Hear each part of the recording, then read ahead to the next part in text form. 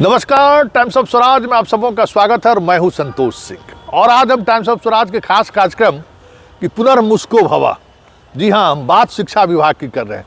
लाग लपेट सारी चीज़ें चली अपनी जगह पर, बहुत सारी चीज़ें हुई, कई तरह की विसंगतियों पर सवाल हुआ, लेकिन जो मूल सवाल है, मूल सवाल तो जहाँ से शुरू हुआ फिर वहीं आके सरकार अटक गई कि है पुनर्मुस्को भवा। इसलिए हम कह रहे हैं कि बात जो भी सक्षमता वाले लोग हैं या जो भी नियोजित शिक्षक हैं, उन पर कई तरह की चीज़ें आरोप लग रहे थे कि वो पढ़ाते नहीं हैं, ग्रामीण परिवेश में रहते हैं, अपने ही गांव में रहते हैं, कोई सिस्टम को चलने नहीं देते हैं। सरकार की एक मंशा ये भी थी कि इसी बहाने इन लोगों को बाहर का रास्ता भी दिखाया जाएगा। वो मंशा जो भी हो, लेकिन जिस आधार पर चीज़ें चली, के पाठक ने नियोजित शिक्षकों को विशिष्ट शिक्षक बनाने के लिए एक नियमावली बनाई और उस नियमावली को शिक्षकों ने माना, और फिर मानने के बाद वो सारी प्रक्रियाएं हुई।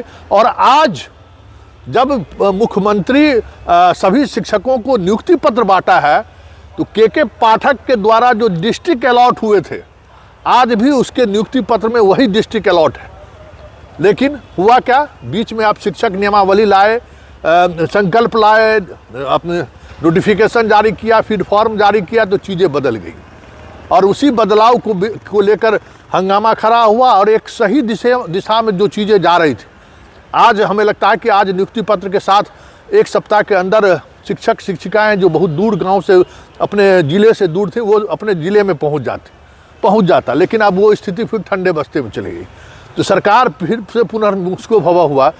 इसको लेकर हम अरुण पांडे जी से जानना चाहेंगे कि सर, जिस तरीके से चीज़ें चली, आखिरकार फिर वहीं आके सरकार रुक गई जिस बात को लेकर वो इसकी शुरुआत की थी, क्या कहेंगे आप? तभी ना आपने ये कहा कि फिर मुझको हो वाली बात, शिक्षा में सुधार के लिए नीतीश जी ने ये सारे कदम उठाए, तो हैरानी होती है। देखिए, एक बात सही है कि नीतीश कुमार ने पूरे मुख्यमंत्रित्व काल में शिक्षा में सुधार के लिए जितना प्रयोग किया, आप वो प्रयोगों की गिनती करेंगे और फिर उस नतीजे पर बात करेंगे ना, तो आपको बहुत उत्साह नहीं होगा, बहुत जगह घोर निराशा होगी। अभी तो आपने बात की कि शिक्षकों की, देखिए दो चीज़ मैं मानता हूं कि नीतीश कुमार के मुख्यमंत्री काल, आप कल भी मैं जब हाईकोर्ट ने स्टे किया तो आपकी बात मैं सुन रहा था। जो बात, जिस कमज़ोर नस को, या कहिए शिक्षा के हित में जो कुछ किया जाना चाहिए, आप उन्हीं चीज़ों को, आप शिक्षकों ने तो ट्रांसफ़र की मांग की थी, ये उनकी मांग लंबे समय से हो रही थी। आप एक नीति लाए, उस नीति में खोट था, नीति कुछ, नियम कुछ और प्रक्रिया कुछ और, तभी आज सरकार को बैकफुट पर जाना पड़ा कि हाई कोर्ट ने स्टे किया। सरकार ने खुद अपने ट्रांसफ़र पॉलिसी को, पोस्टिंग पॉलिसी को ठंडे बस्ते में डाल दिया, कहा कि भाई ये अभी हम पोस्टपोन करते हैं। तो जब आपने पूरी नीति को ही पोस्टपोन कर दिया, तो उससे जो फलाफल होने वाला था, अब नियम प्रक्रिया सब ठप के। आपने अभी नियमावली की बात कर दी, विशिष्ट शिक्षक नियमावली की। आज मुख्यमंत्री ने एक बड़ी घोषणा की। ये घोषणा किसके लिए है?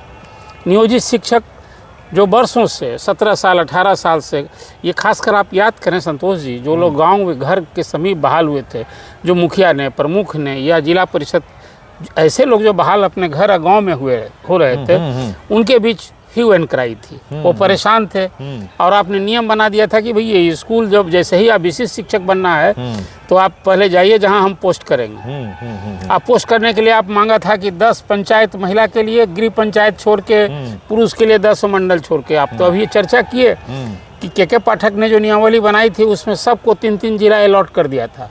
क्या हुआ उसका? मैंने नियमावली बोल रही है कि 3 जिला है, और आपने जो नियम और प्रक्रिया अपनाया उसमें अनुमंडल तो छोड़ दीजिए, जिला छोड़ दीजिए, प्रमंडल से बाहर नहीं। देखिए सर, हम बड़ी बात यह है कि हम बार बार कह रहे थे कि सिद्धार्थ जी, आपसे ये नहीं होने वाला है।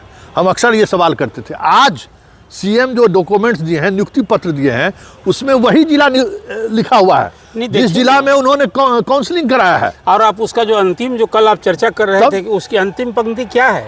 अंतिम पंक्ति है, सरकारी सेवक तो आज बन गए। नीतीश जी ने घोषणा कर दी कि भाई 1,14,000 नियोजित शिक्षक जो परीक्षा में पास हो गए हैं, वो सरकारी कर्मी आप बन गए। उसी तरह से जैसे बीपीएससी से पास 2,17,000 शिक्षक बन चुके हैं, सरकारी कर्मी बढ़ गए। एक उनके लिए आज राहत दे दी आपने कि भाई जाइए, आप जहाँ थे वहीं पढ़ाते रहिए, वहीं सेवा दीजिए।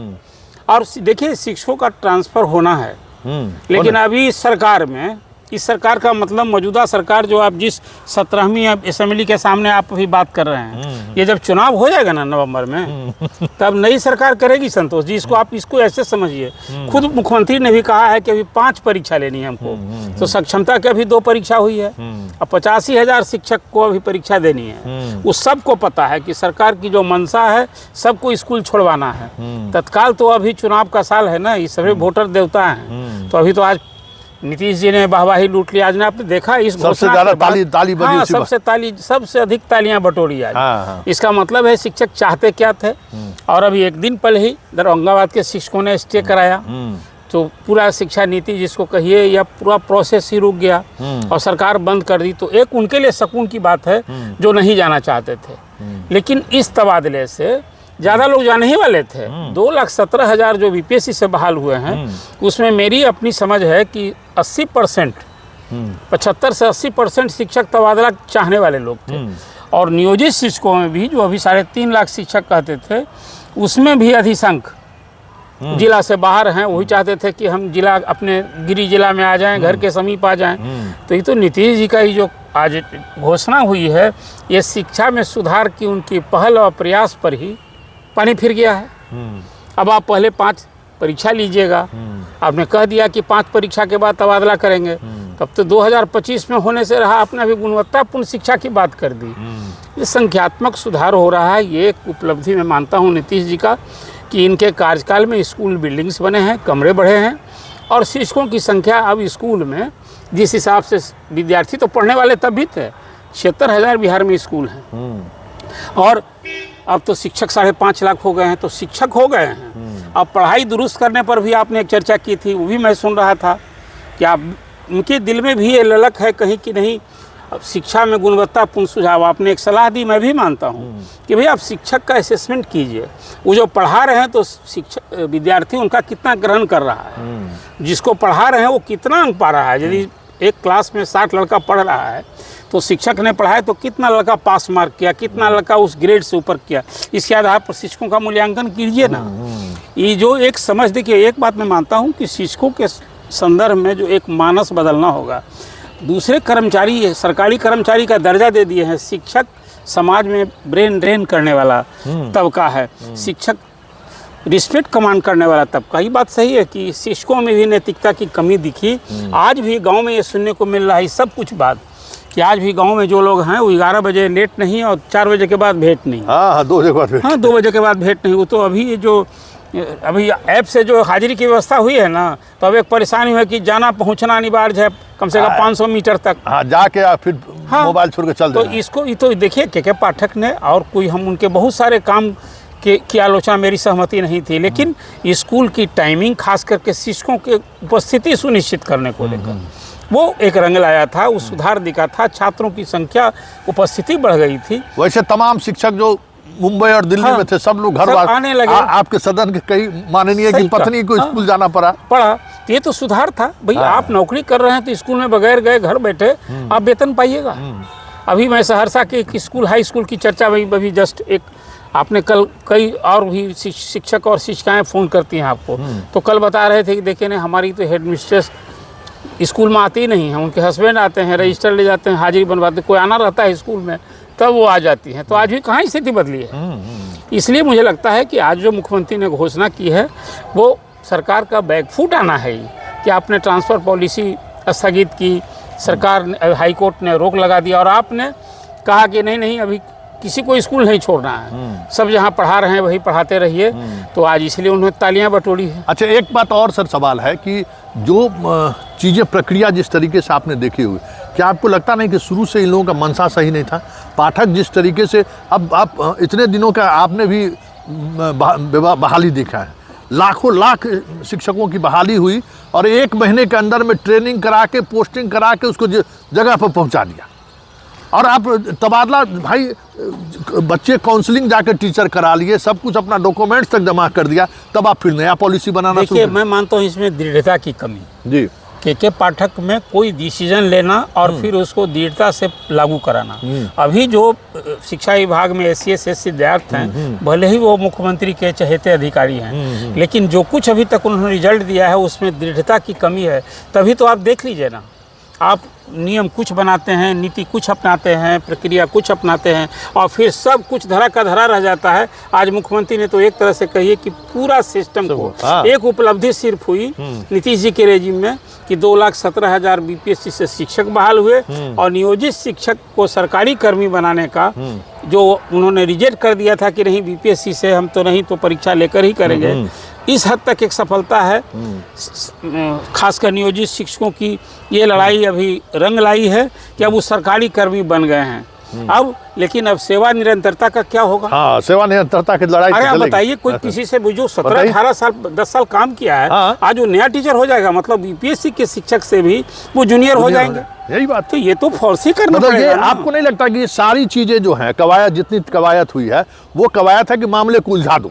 नहीं, हम फिर कहते हैं ये हम कोई डिसीजन ले रहे हैं, इसका इम्पैक्ट क्या होगा? संतोष जी, ये फोर्स ही करना चाहिए। हम ये मंशा पर हम सवाल, यदि मंशा पर सवाल उठाएंगे ना तब तो बिहार में बीपीएससी से 2,17,000 शिक्षक भी बहाल नहीं हुए रहते। इसका भी तो विरोध किया था शिक्षकों ने। इसलिए मंशा नहीं, आप कोई निश्चय में दृढ़ता नहीं है और जो हम कर रहे हैं उसका इम्पैक्ट क्या होगा, ये फोर्स ही करना चाहिए जो सत्ता में बैठे लोग हैं। और मुख्यमंत्री जी ने क्या सोचकर घोषणा कर दी इस असेंबली में फरवरी के ही सत्र में कि स्कूल 10 से 4 ही चलेगा, आज तक लागू नहीं हुआ। ये क्या दर्शाता है?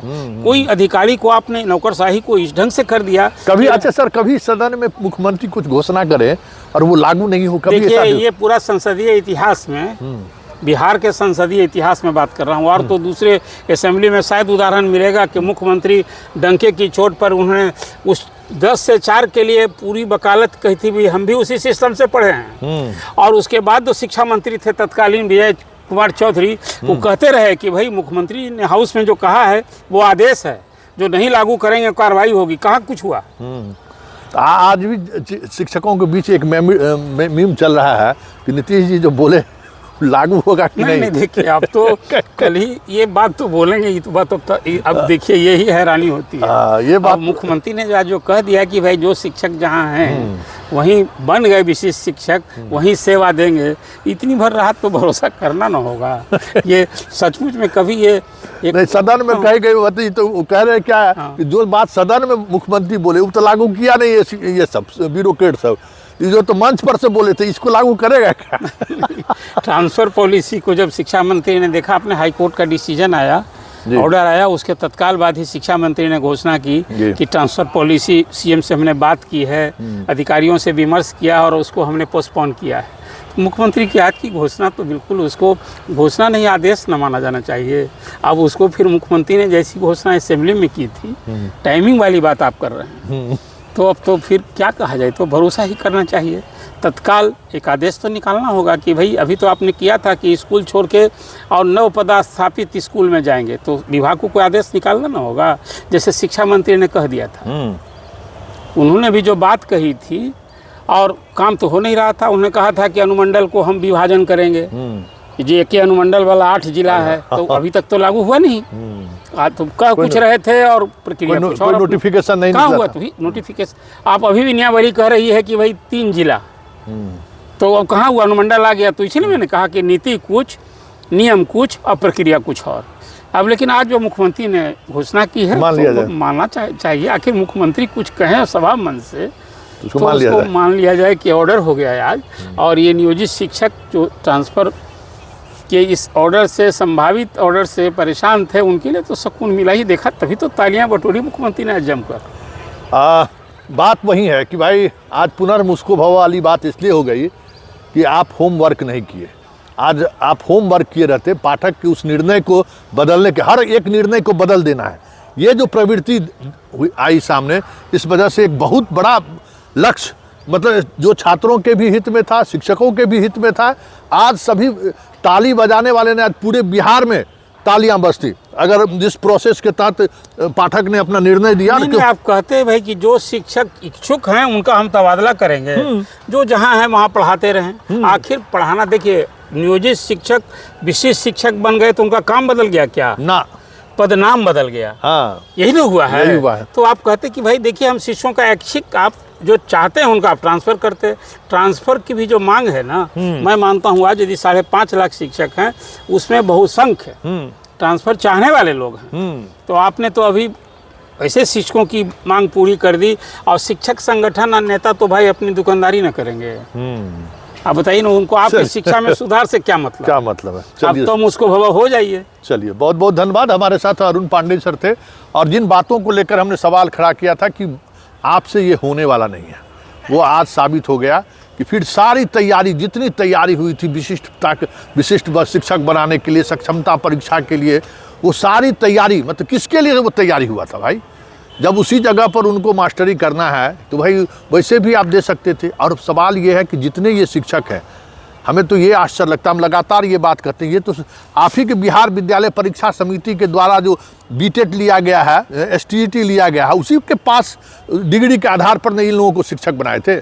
चलिए, इस खास सीधी बात को यहीं समाप्त करते हैं, लेकिन चलते चलते इतनी बात ज़रूर समझिए कि कुछ अनुभव भी होता है, और वो अनुभव यही कह रहा था कि आपसे ना होने वाला है। चलिए, बहुत बहुत धन्यवाद, नमस्कार।